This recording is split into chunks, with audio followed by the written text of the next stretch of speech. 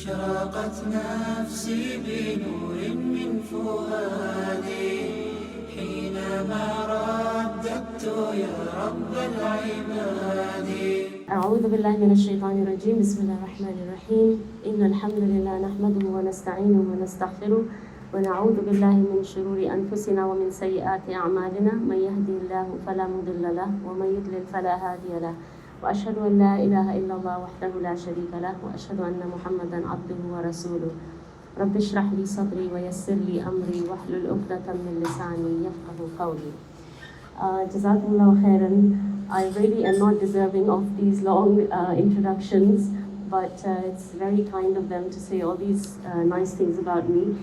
I also want to start with thanking the organizers who have worked tirelessly over weeks to organize this event, and they are really the hidden soldiers behind all of this. And so, while people might think that the speaker is going to, get the reward for, encouraging you guys to spend your Dhul Hijjah effectively, inshallah, a lot of this reward is, I hope it weighs heavy in their scales. It's not an easy job to put these things together, to coordinate, to make sure that everything is in the right place. I really, really appreciate each and every one of them for every minute of effort that they put into this and bringing this together. As you know, the Prophet ﷺ, he said that if you don't thank the people, you don't thank Allah. So it's very important that we make sure that, we do thank the organizers. With that, I also want to say that we owe a huge amount of gratitude to Allah subhanahu wa ta'ala.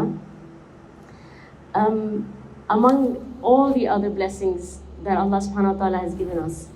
I will tell you why I'm specifically saying this. So again, I'm going to give you a lot of analogies as we go along, because analogies help you to understand things much better than if I just say, oh, you should be grateful to Allah. So imagine, everybody here knows Oprah Winfrey, right? Yeah. Okay, so she's like this really, really famous presenter, speaker, author. She's done so many things, right? And everyone wants a piece of the pie when it comes to Oprah Winfrey, right? So if Oprah Winfrey, for example, was holding a party, so let's say Oprah Winfrey knows 200,000 people, okay? Now, in her party, she can only invite 2,000 people, right? So those 2,000 people who attend Oprah Winfrey's, party or gathering, you can imagine how boastful they feel and how proud they feel, right? That from all those 200,000 people that she knows, I was one of the few people that she invited to her event. So I was important enough, I was special enough that she thought of me and she put my name on her guest list, right? And I've seen celebrities fighting over this and arguing over this on television, right?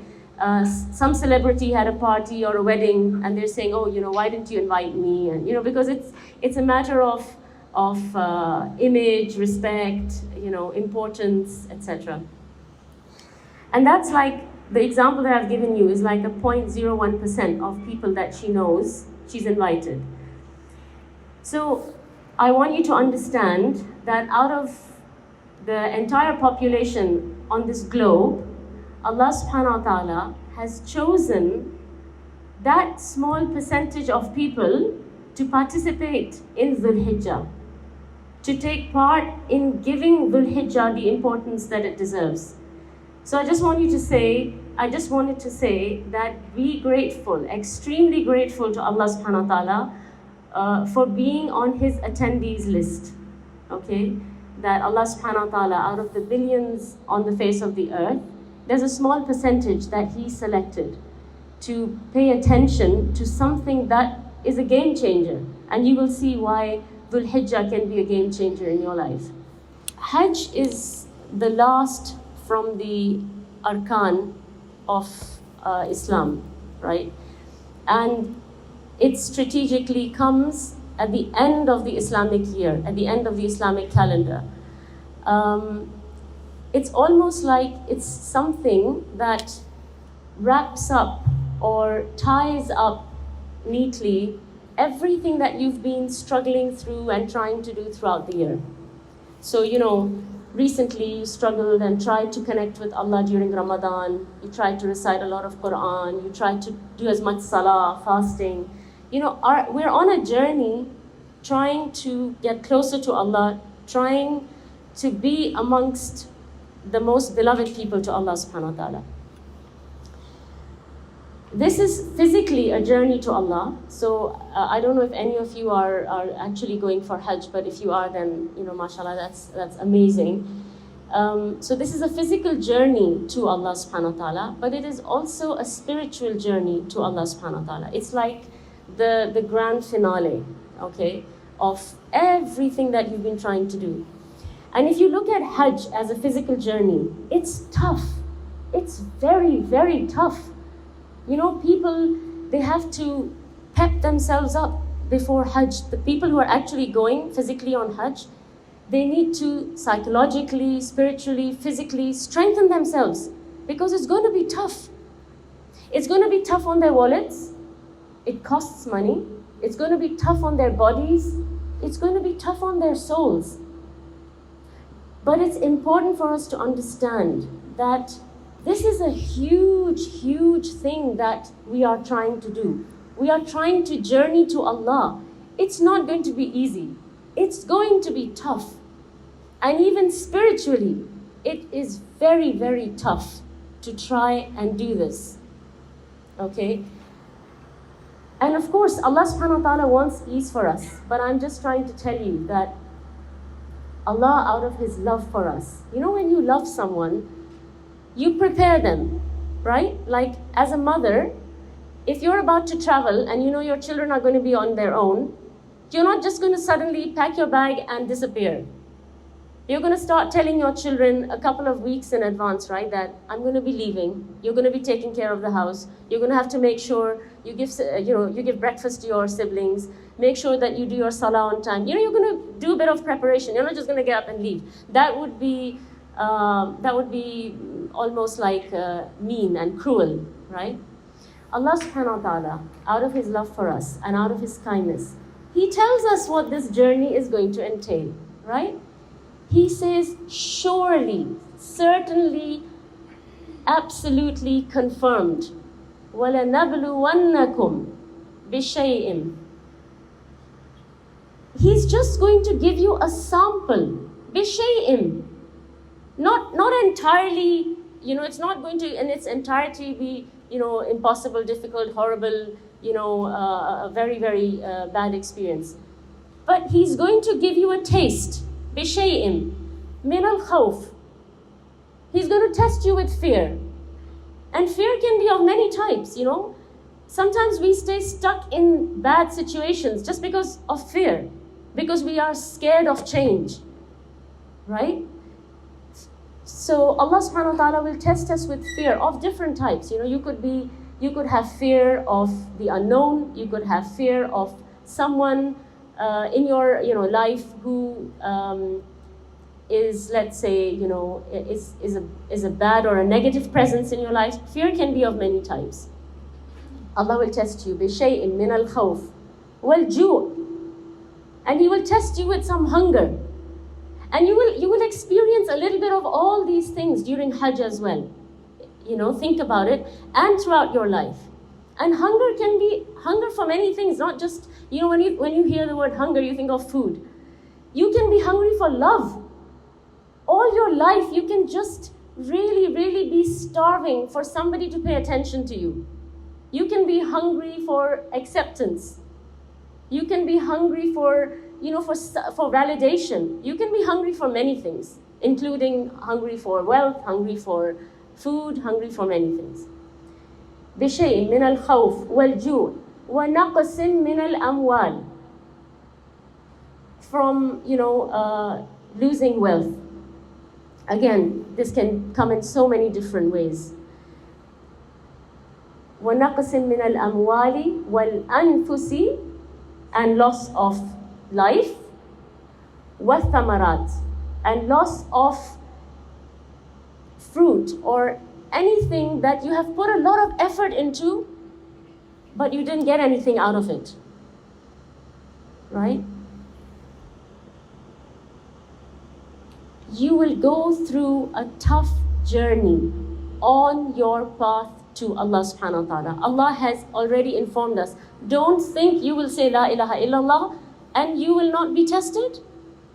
Allah will test us. And we see that so beautifully in the life of Ibrahim alayhi salam. And I'm jumping some of my points here. But I'll come back to Ibrahim alayhi salam. We are going to spend a little bit of time talking about Ibrahim alayhi salam, and his life and his journey is so beautiful. And his journey is all about his journey to Allah. If you see from beginning to end, he has a very, very lonely life. You know, he's just by himself, and we think that being popular, being amongst a lot of people is success. You know, that means Allah loves you. Allah loved him, you know, to the point that he tested him the way he tested him. But he was all alone. He was all by himself. Anyway, going back to what we were talking about, the journey of Hajj. I've split this reminder into 4 parts. So I have to be really conscious of, you know, making sure that I cover all 4 parts. So Hajj is basically a renewal of your contract with Allah. It's like a yearly contract, right? Every year, at the end of the year, you promise Allah one more time. Allah, give me one more chance. I know I messed up.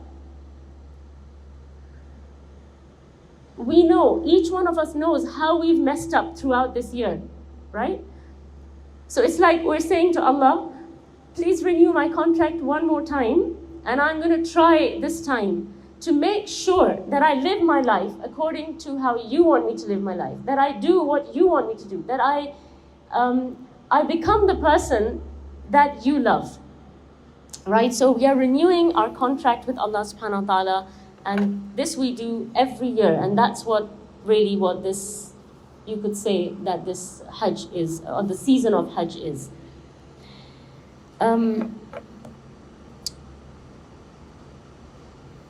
You know, the word Mak, from where Makkah comes, Mak, like for example in Arabic, if you say Makkah al-Azam, it means that I sucked the bone until I sucked all the juices off the bone. That's what it means if you say Makkah al-Azam, right? Makkah is the place that sucks out all your sins. It purifies you and it purifies your soul. So this is the season for purification, right? And again, like I said, you know, we're due for a wash. We're due for a full cleansing, a full detox of our body and soul. And Allah subhanahu wa ta'ala so kindly, you know, He brings these seasons because He knows how much dirt we accumulate. And so, you know, we cleanse ourselves during this time. So now we come to Ibrahim alayhi salam, because the season of Hajj gives us a really beautiful opportunity to look at the life of Ibrahim alayhi salam. And I cannot look at all, you know, different aspects of his life. This is a consideration. Maybe in the future we can consider doing Qasas al-Anbiya. But I'm only going to touch on some aspects of his life connected to the Hajj. Okay. So the first thing we see is, you know, when I say that Ibrahim alayhi salam was alone, can you tell me, for example, in the beginning, you know, when he's starting off in his younger years, how is he alone? Anyone? Sorry? I can't. He was against his father, so contemplation, looking at the. Okay, contemplation. No, what were you saying? He was going against his father. So Very good. Yes. So you know, he stood against his entire community, and you know they were all idol worshippers. He said, you know, I'm not gonna, like when they all went to this so-called celebration, right, for their idols. He's the only one who stays behind. He's alone. And when he breaks the idols, he's alone. And when they come back and they're furious and they are ready to destroy him, he's alone. Nobody takes his side. There is nobody with him. Nobody, not even his own father. Nobody. You know, so many times you feel alone, but you're not really alone. You have your children, you have your sister, you have your mom, you have someone, at least one person, right? This is the most beloved person to Allah after the Prophet ﷺ. He's alone. Nobody to look out for him, to stand up for him. But after these tests, then he's asked to leave his wife and his child, who he has after so many years. It is said that he had his first child when he's in his 80s. And Allah says, leave them in the valley. Sacrifice your son. Slaughter him. One of the things you see in this story is that, you know, Ibrahim alayhi salam, he's searching for Allah, like the sister mentioned, right? He's asking, you know, who is my Lord? It's not the sun, it's not the moon, it's not the stars, in the reverse order. When you are really, sincerely looking for Allah and trying to connect with Allah, and you really want to be close to Allah subhanahu wa ta'ala, don't attach yourself to anything else. Don't let anything else become dear to you or very close to you. Because Allah subhanahu wa ta'ala will remove it. And when that happens, it hurts. It hurts really badly. Either that thing will disappoint you, or it will let you down, or it will move away, or Allah subhanahu wa ta'ala will somehow separate it from you. And Allah subhanahu wa ta'ala wants to see, is that more beloved to you or Allah? When Ibrahim alayhi salam has a son, and he is a beautiful child, he's obedient, he's kind, he's sweet, he's he's an amazing child. Ibrahim alayhi salam should not become attached to the child. Allah subhanahu wa ta'ala tells him to sacrifice the child. Now, if Ibrahim alayhi salam has put this child in his heart where Allah should be, he's not going to be able to sacrifice this child. And we have to ask ourselves, what are those things in our life that we can't sacrifice for Allah's pleasure? And I'm not talking about people and real sacrifice. I'm talking about, look at your life and ask yourself, what are those things in my life that I need to change for Allah's pleasure and I'm not able to? Those are the things that you have put in the wrong place in your heart, and you need to put Allah in your heart in that place. Going back to Ibrahim alayhi salam's story. So, Ibrahim alayhi salam, he goes through this whole series of test after test after test, tough life, loneliness. And what does he get at the end? He gets the trophy of Khalilullah. Is there anything that could be better than that? If you had to put everything aside and you got this trophy, how amazing would that be? So to be amongst those who are special to Allah, you have to put special and heavy things into your scales. Okay? So now looking quickly at the story of Ibrahim alayhi salam. I'm very short on time. I hope I'm able to cover at least, I want to give you guys some really solid things to take back. Just 2 or 3 things, if you can remember them, inshallah, I'll feel like mission accomplished. Ibrahim alayhi salam is asked to leave his wife and child in a barren valley where there is nothing. Now, if you and I think about this, does this make sense? Does it sound like a reasonable thing to do? It makes no sense. It does not sound like a reasonable thing. Does Ibrahim alayhi salam question it, think about it, ponder on it? He takes his wife, he takes his child, leaves them in the valley. This is how our approach should be to obedience to Allah. Allah commands, we obey. It's haram to sleep on your stomach, don't sleep on your stomach. It's haram to eat while you're fasting, don't eat while you're fasting. While you're in ihram, it's haram to cut your nails. Don't cut your nails. Sami'na wa ata'na. We don't want to wait and find out what is the reason. Why can I not cut my nail? Why can I not trim my hair? Why can I not, do X, Y, Z in my life? Sami'na wa ata'na. You're commanded, you do. And then you see the results of that are amazing when you do what Allah wants you to do. When you choose Allah over your own preferences, Allah gives you more than He has, promised to give you, or more than you have asked for. The second thing we see, so we should have this attitude of Ibrahim alayhi salam. Aslamtu li rabbil alameen. I have surrendered myself to Allah subhanahu wa ta'ala. Whatever Allah wants, I want to do that. The second thing we see is that Hajar alayhi salam, she finds herself clinging on to Ibrahim alayhi salam and asking him, what are you doing? You're going to leave me and this baby in this place where there is no human or anything. There is nothing. When we say barren valley, we mean barren. There was nothing there, not like we see it today. Just mountains, rocky mountains, and sand.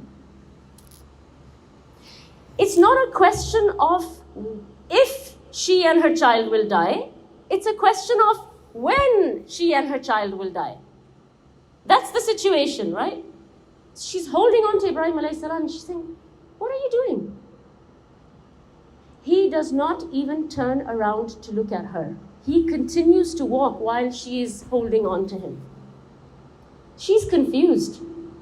So you can see he hasn't even communicated to her. Allah has commanded and he has acted on that command. He hasn't sat and discussed, come my wife, let me tell you, this is the latest command I have received and this is what I'm about.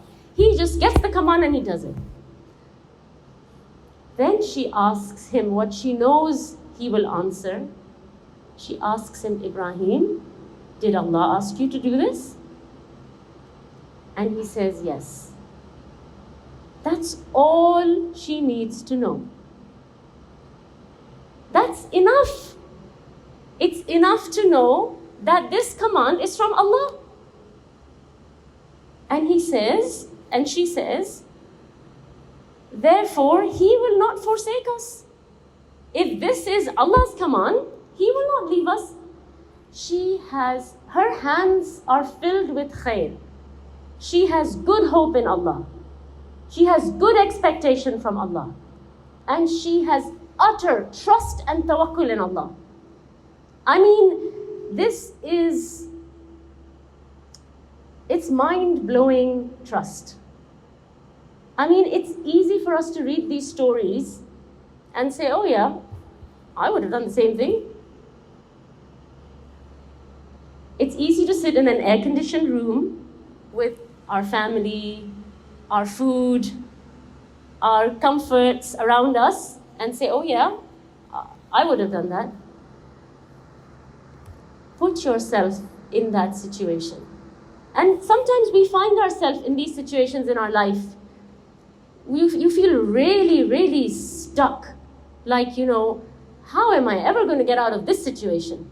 And that's just the way life is, right? You have one difficulty and you think, Allah, if this difficulty goes, I know there's nothing that will be more difficult than this in my life.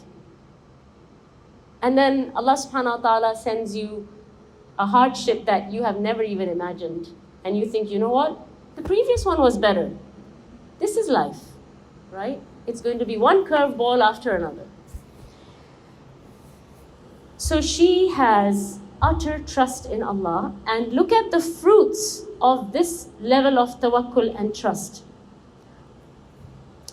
First of all, just because she has trust in Allah and she knows that Allah has commanded this, Allah has, put them in this situation and Allah will fix it, she could have just gone and sat with her child and said, okay, I'm going to sit here and wait and see how Allah is going to help me because I know Allah is going to help me. After she trusts Allah, or rather because she trusts Allah, she does. She doesn't sit. She does something. She takes the asbab. She acts on this tawakkul and this trust. She doesn't run between the mountains. Her baby is about to die, right? Her milk has dried up. The baby is screaming. The baby is going to die now because there is nothing. Everything has run out.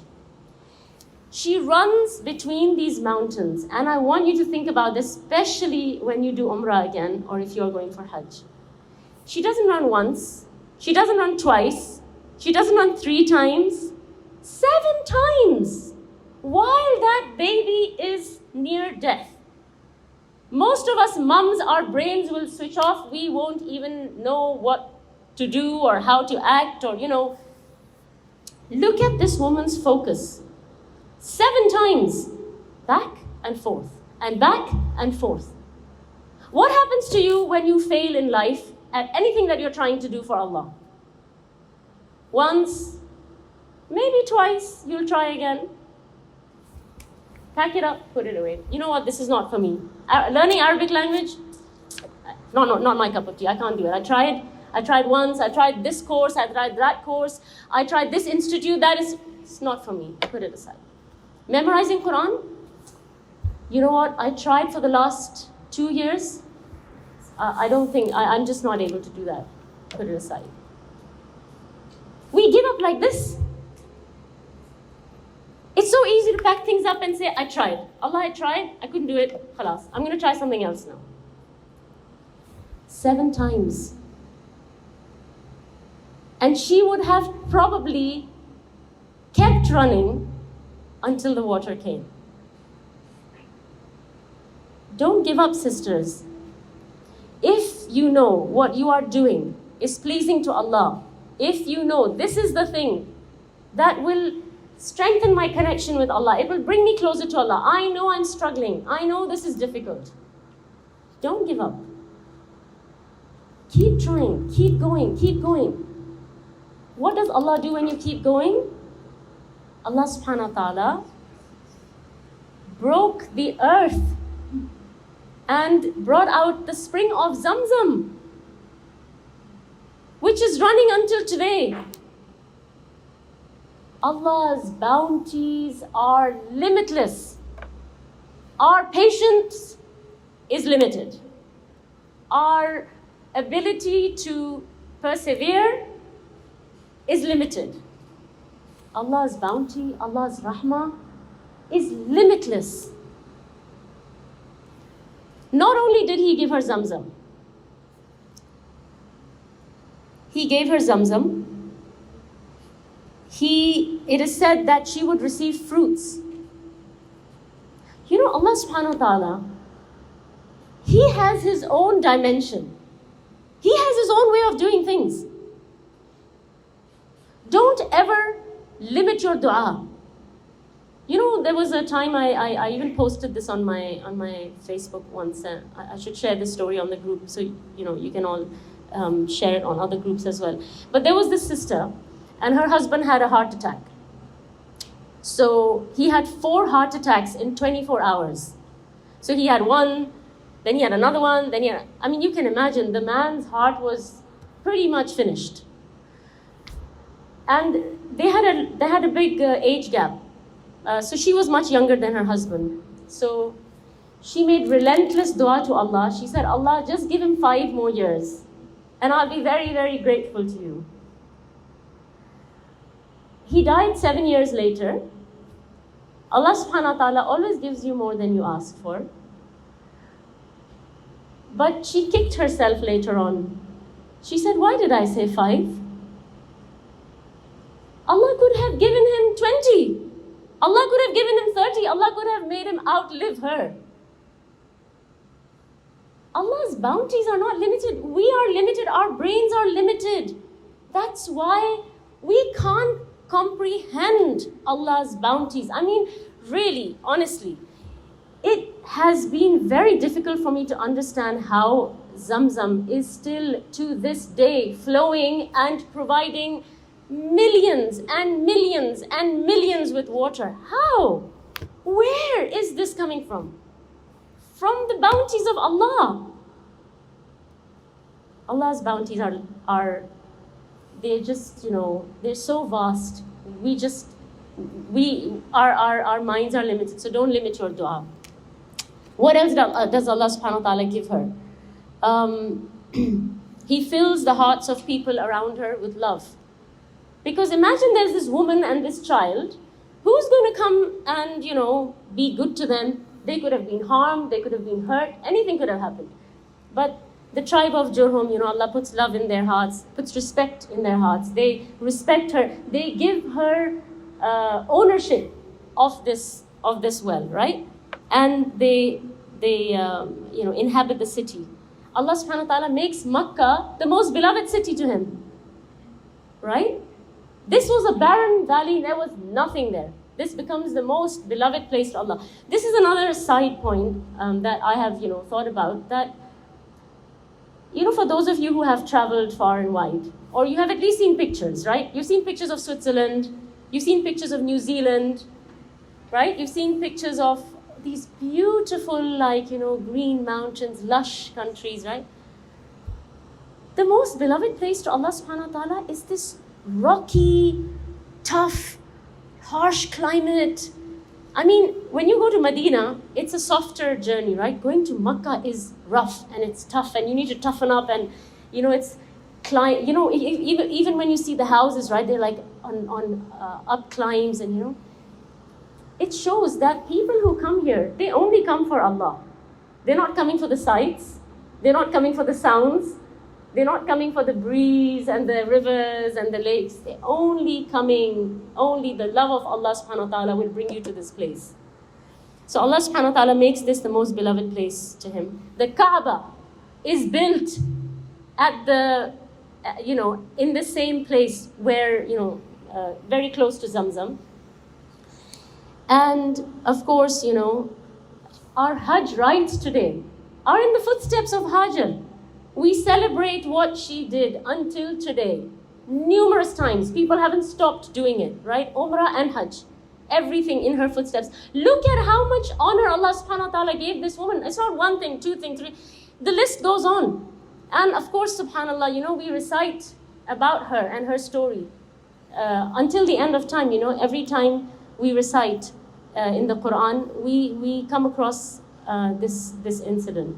So look at the honor that you get for utterly trusting in Allah and acting on that trust. Not just sitting back and saying, I trust Allah, it's not going to fall in your lap. Allah subhanahu wa ta'ala wants us to think well of Him, right? Especially in these kind of situations. This is one of the things Hajar did, right? She had good hope in Allah. She had good expectation in Allah. She did not for a moment think that, this is going to be the end of me and my child. Allah subhanahu wa ta'ala tells us, right? You will find me as you think of me. The sea did not drown Musa alayhi salam. The whale did not digest Yunus alayhi salam. The fire did not burn Ibrahim alayhi salam. This is what our human expectation is, right? The knife that Ibrahim alayhi salam, rammed on Ismail's neck did not cut Ismail alayhi salam's neck. Think good of Allah.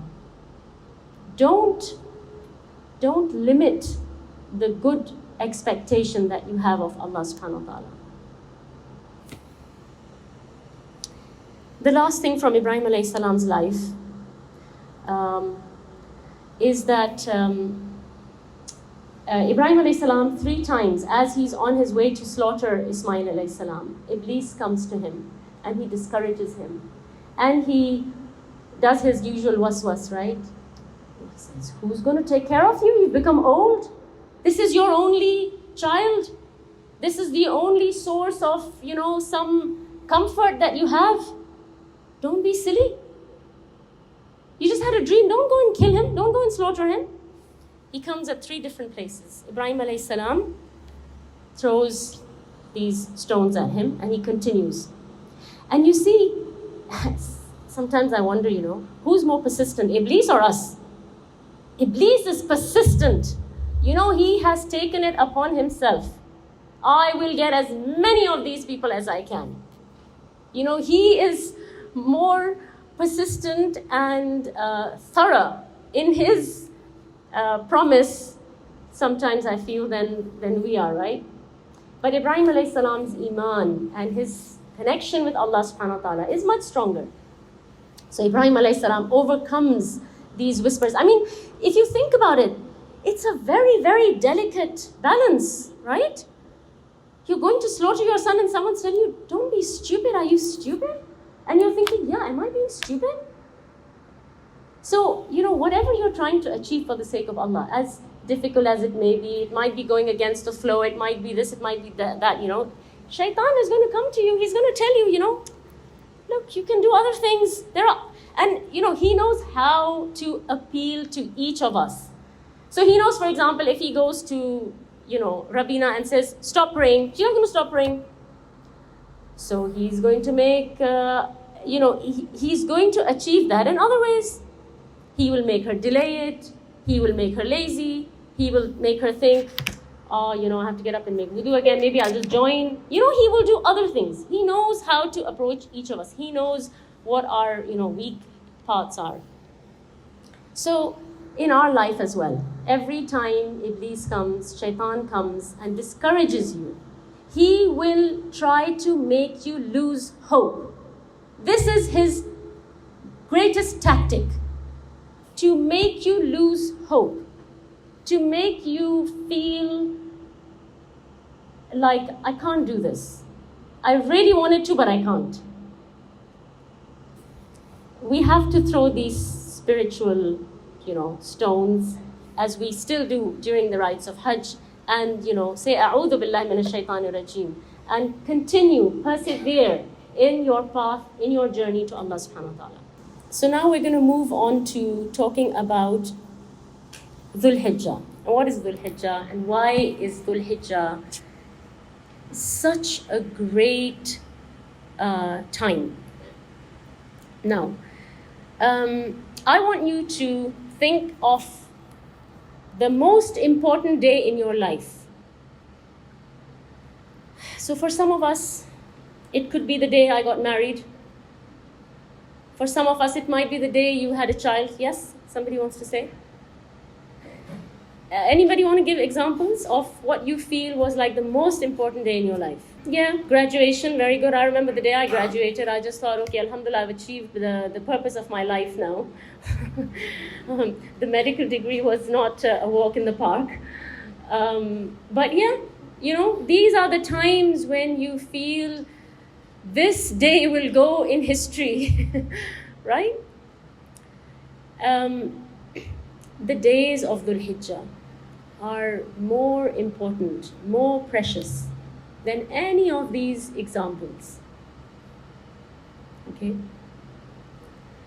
The hadith uses the word أَعْظَمُ أَجْرًا. What is أَعْظَمُ أَجْرًا? On the day of judgment, when your deeds are being weighed and put in the scale, in your mizan, the deeds that you did during these 10 days are the heaviest in your scale. That's أَعْظَمُ أَجْرًا. Anything that you do during these 10 days, it is the heaviest in your scale. That's why I'm saying, sometimes just reading these things on paper, you don't really understand what does it mean by the best days, that the deeds in these days are the best deeds. They are the heaviest deeds. The same thing that you do outside Dhul Hijjah will have a different weight to when you do it in Dhul Hijjah.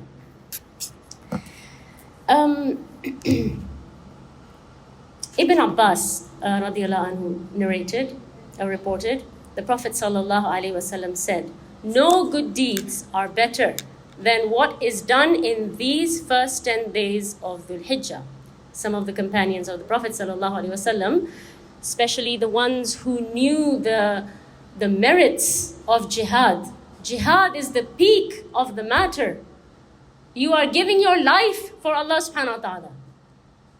There is nothing you could do more than giving your life, right?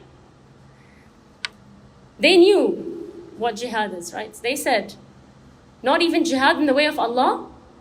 The Prophet ﷺ said, not even jihad in the way of Allah, except for a man who goes out with his life and his wealth, and wealth at risk, and he returns with nothing. There are Sahaba who earned Jannah by spending 1 hour in jihad. They're asking, these days are better than that? Prophet ﷺ said yes. Except someone who goes and he's killed and he lost everything. These are the heaviest deeds that you will do. So don't belittle anything that you can do. If you can make a call to your mom and it'll make her feel happy, do it. If you can remove something from you're walking on the street, you see something that, somebody could trip over or it could harm move it. These are small things, but not in your scales. If they're done during Dhul Hijjah, they are very, very heavy. Sisters, we don't know what will be the deal breaker for us. We don't know. Right? It could be just that one extra thing you could have done or said. So, the nights of Dhul Hijjah are just as important as the days. And mind you, these 10 days are more superior to the last 10 days of Ramadan. And you know how much importance we give to Ramadan, right? Except for Laylatul Qadr, these 10 days outweigh the 10 days of Ramadan, the last 10 days of Ramadan. And the nights outweigh the nights of Ramadan except Laylatul Qadr. So use the day, use the night. I told you, journeying to Allah, trying to come close to Allah, is not going to be easy. It's going to require sweat, blood, sacrifice, staying awake. There are Sahaba, they used to have marks on their face from tears. There was a sister, she was asking me, some time back, she said that, I'm really reluctant to do tahajjud because she said when I do tahajjud, I start getting, dark circles under my eyes, eye bags. I said to her, that the tahajjud that you do and the closeness that it gives you to Allah subhanahu wa ta'ala, it will brighten your face more than any brightening cream or anything you could use. My girls are constantly worried about, my skin, this, which cream shall I use? And I'm getting this. The best thing you could do if you want to glow is pray tahajjud. Forget the dark circles. Your face will glow, trust me. So, the nights are important. Leave the comfort of your bed, especially during these 10 nights. Even if you don't regularly do tahajjud, do it. Make sure you maximize your benefits during these 10 days. Again, this has got to do with each person's individual relationship with Allah. Your love for Allah subhanahu wa ta'ala. It's a direct reflection of that. Imagine if somebody you really love turned up for 10 days to stay with you. You'll stay awake with them, right? You'll stay awake, you'll talk with them through the night, and then in the morning you'll say, okay, we're just going to sleep for an hour, then I want to, take you for breakfast, because I only have 10 days with you. We do these things. That means we're capable. Physically, as human beings, we're capable of doing these things. But we will do them when we really want to do them. So that love is a driver. There is no better driver than love. Okay, and you see that repeatedly in all these romantic stories you hear, right? There's no bigger driver than love. That's why I keep stressing on the love more. Of course, we have to have the fear and hope. But the love is it's the strongest driver. The purpose of Hajj is dhikr of Allah. So whether you're at Hajj or not, you do dhikr of Allah subhanahu wa ta'ala. One of the ways we do that, especially during Dhul Hijjah, is through the takbirat. And the takbirat are the takbirat that you hear during the Eids, right? Allahu Akbar, Allahu Akbar, Allahu Akbar, La ilaha illallah, Wallahu Akbar, Allahu Akbar, Walillahi alhamd. And there are different versions of it. As long as they are Sahih versions, you are supposed to say these, and there are two ways that you can say them. So there is takbirat al-mutlaq and takbirat al-muqayyad. Mutlaq are the unrestricted takbirat that you start saying from the day Dhul Hijjah starts, from the Maghrib of, because the Islamic day starts when the sun sets, the next day has started. So the takbirat al-mutlaq you can say as many times from the beginning until the end of Tashriq. The takbirat al-muqayyad, they are specific or restricted takbirat that you say after your fard salahs in the last 5 days. So those are the 3 days of Tashriq, Arafat, and the day of Eid. So 9, 10, 11, 12, 13. Okay, that is when after every fard salah you say the takbir, and that is takbirat al-muqayyad. So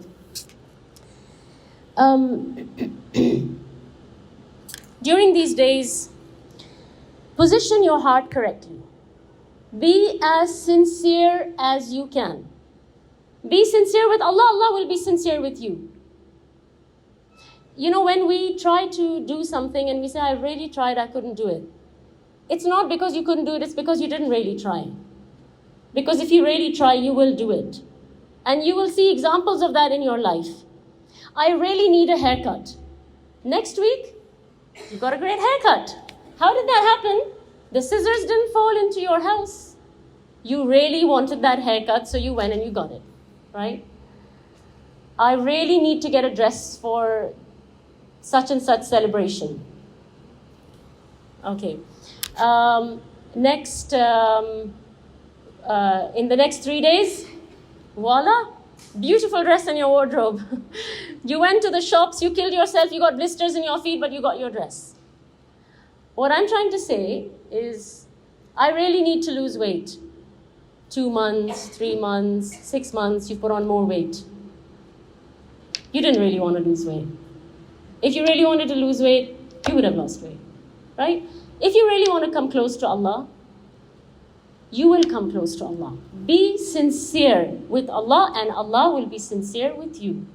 The problem is not, obviously, it's not in how Allah subhanahu wa ta'ala is dealing with us. It's with us and our approach. Spend in the path of Allah. Do as much sadaqah as you can. The people who are going for Hajj, they are spending. But the people who are not going for Hajj, they also should be spending. So, I'm not saying that you have to have like some, bottomless pit of funds or something. Whatever is your capability. Let's say you say, I have 100 riyals that I can spare. I don't have more than that. Keep 10 riyals for every day. Plan. I can only spare 20 riyals. I'm really tight this year. Divide that 20 by those 10 days and just spend that amount. I can spend 500 riyals. I can spend 10,000 riyals. Whatever is your capacity, divide it. Make sure every day you don't lose the ajr of spending in the path of Allah. Focus on quality, not quantity. Okay? Make sure that whatever you do it with ihsan. Do it as well as you can. Okay? I'm sorry I'm rushing through this. Like I said, I think we should have had like a 5-day Dhul Hijjah workshop to get through everything really well. But inshallah, like I said, I just want you to go back with a few solid things, inshallah. Make use of this season. It only comes once a year. These are the best 10 days. They will come, they will go. And then you don't know if you will be here next year to witness them again. And like I said, whether you're going on Hajj or not, there are so many benefits we can get from these 10 days. Your reward will be proportional to your effort. The more you put in, the more you will get out. The less you put in, the less you will get out. The choice is yours. Aim for excellence. Set yourself high goals. Raise the bar. We raise the bar for academics. Have you ever heard yourself saying to your child, try and get a C. I'll be so happy if you can get a C. Have you ever heard any parent saying that? A star. Nothing less than an A star. Or whatever is the equivalent, I want you to come first. Have you ever heard some parents saying, I want you to come 10th this year? So why is it that when it comes to our ibadah, we say, oh, as long as you can just do your faraid, I'll be so happy with you. No. Do your faraid. Do your sunan and ratiba. Do your fast as much as you can. Do these things. Raise the bar. Would we settle and say, I want to buy a car. You know what? I'm just going to buy this old pickup that I saw standing on the side of the road. No, I want a Range Rover. I want a Jaguar. I want a this. So, just like your standards in the dunya are high, I want the best husband, the best child, the best car, the best house. You want Firdaus. Work for it. Okay? The more you put in, the more you will get out. Just some practical tips for these 10 days, and then I want to speak about something very important, and I hope there's time for that, inshallah. So, the first thing that you want to focus on is the thing that is the most important thing that brings you close to Allah. What is that? Can I please hear from the crowd, because I hope I haven't put you all to sleep. Okay, so faraid. Anything that is fard, it is the thing that brings you close to Allah. So the first thing you want to be really trying to polish up and improve and work hard on is your faraid, right? So make sure that you try to excel in your faraid during these days. Of course, those of you who can go for Hajj should go for Hajj. This is one of the best deeds to do during this time. Udhiyah. Try to make sure that if you can afford it, you do a sacrifice. Whether you do it far or where you are living, it's up to you. But try to do an udhiyah. Nawafil, sunan al-ratiba.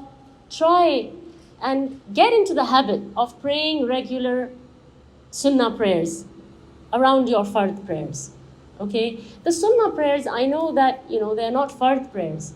But those are the things that will help you for whatever is deficient in your fard prayers.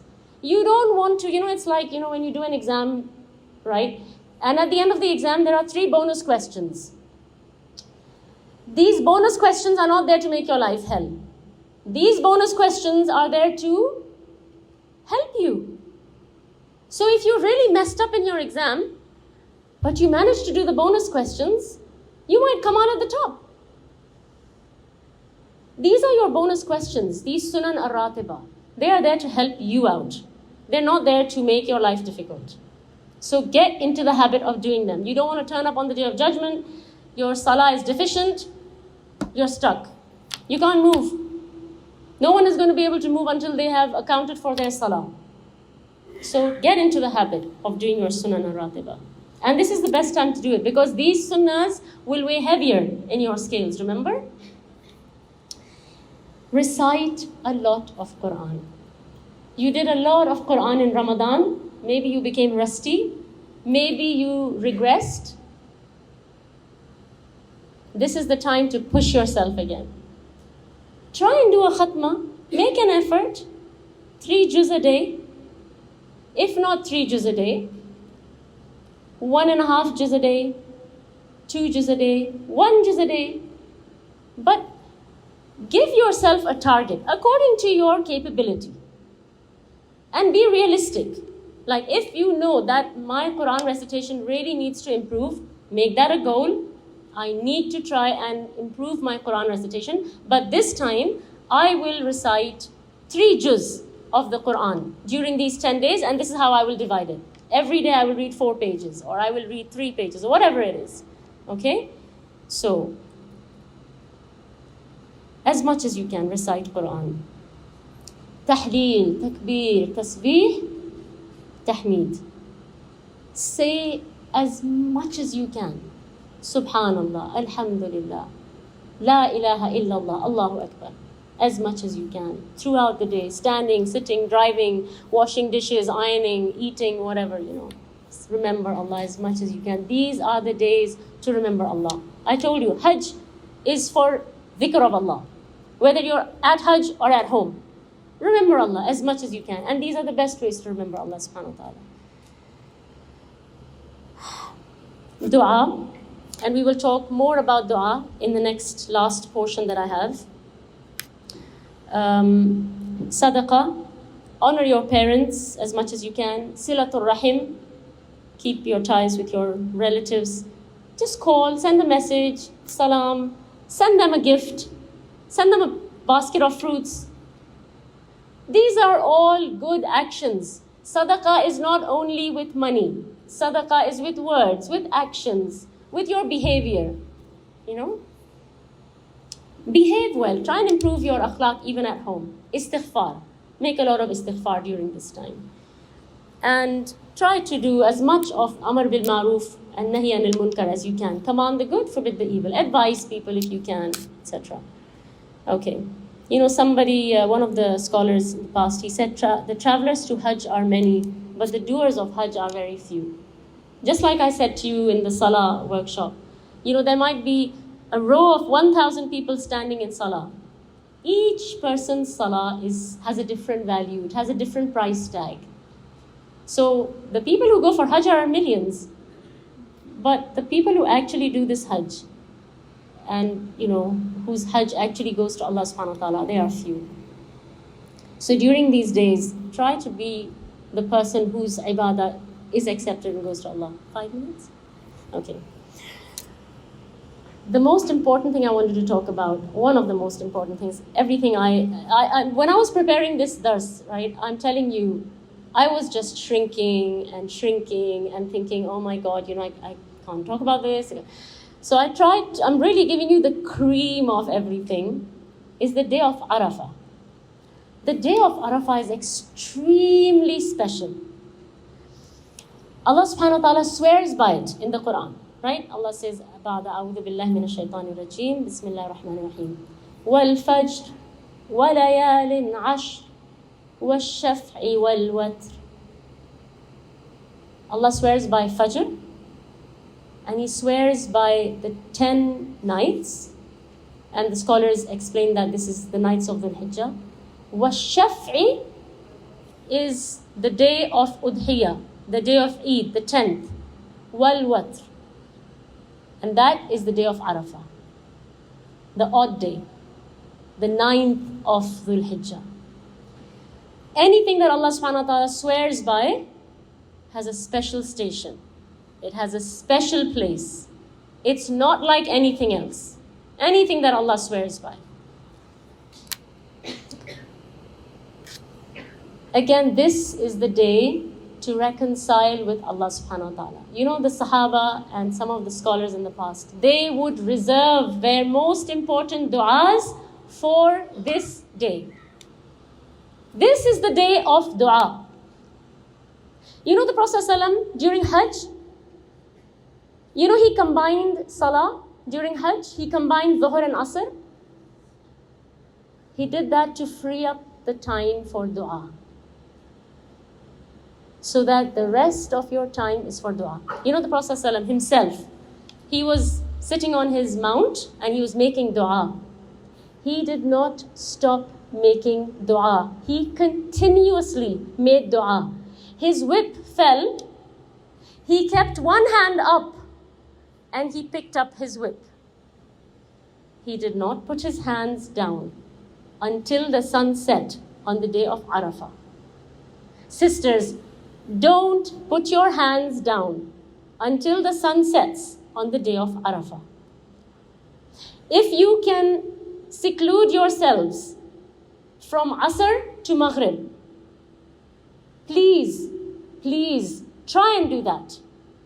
Go to the masjid, go to your room, shut the door. Please put these things away. Disconnect from the world and connect with Allah. Few hours. but they are heavy hours. They will be the heaviest hours in our scales. We don't understand the value of these things. That's why these things just go. They pass us by and we miss out. Because if we knew and we understood what this is, we wouldn't let it pass by. I gave this example some time back, but when you need help from someone, let's say I have a problem and I call one of my friends, she'll say, come over, we'll talk about it, and you'll feel better. Right? She's not going to say, oh, you've had this, okay, I'll come to you. Most likely people say, come to me and, we'll sort it out, we'll fix it. We're praying to Allah subhanahu wa ta'ala. We're telling Allah about all our problems. Allah subhanahu wa ta'ala comes to us. In the latter part of Arafah, Allah subhanahu wa ta'ala descends. He descends. This is the day on which Allah boasts to His angels about us. Specifically, in the hadith, Aisha reported that the Prophet ﷺ said, there is no day on which Allah sets free more of His slaves from fire than the day of Arafah. He verily draws near, then He boasts about them before the angels, saying, what do these people want? Allah is above all parables and examples. وَلِلَّهِ الْمَثَلُ الْأَعْلَى. But for us to understand, let's say that the king has a special day. Let's say National Day. Okay? National Day, he's very happy, there's celebrations, right? He's very proud of his country, he's proud of his people. On that day, he says, Yalla, all of you, holiday. Yalla, another day, holiday. Doesn't that happen? Yalla, everybody, entrance is free. Everyone eats free at such and such place. These things happen, right? Allah subhanahu wa ta'ala, this is the most beloved day to Allah subhanahu wa ta'ala. He frees the most people from the hellfire. Because this is the most beloved day to Him. And this is the day we need to spend time with Allah and beg Him. Just like, the day that the king is so happy, that's the day you would go to the king and say, can you please help me with this? Can you please pardon my child who's been in jail for the last 10 years? And the king will probably say, okay, I'm so happy today, he's pardoned, right? Allah subhanahu wa ta'ala frees the most people on this day, and that's why shaitan is the most humiliated on this day, because all his hard work is cancelled. Because when you're freed from the hellfire, that means everything that the shaitan made you do that was displeasing to Allah is all finished. It's cancelled, it's become zero. Right? Your account is back to, you're back in the good zone now. You're out of the red zone.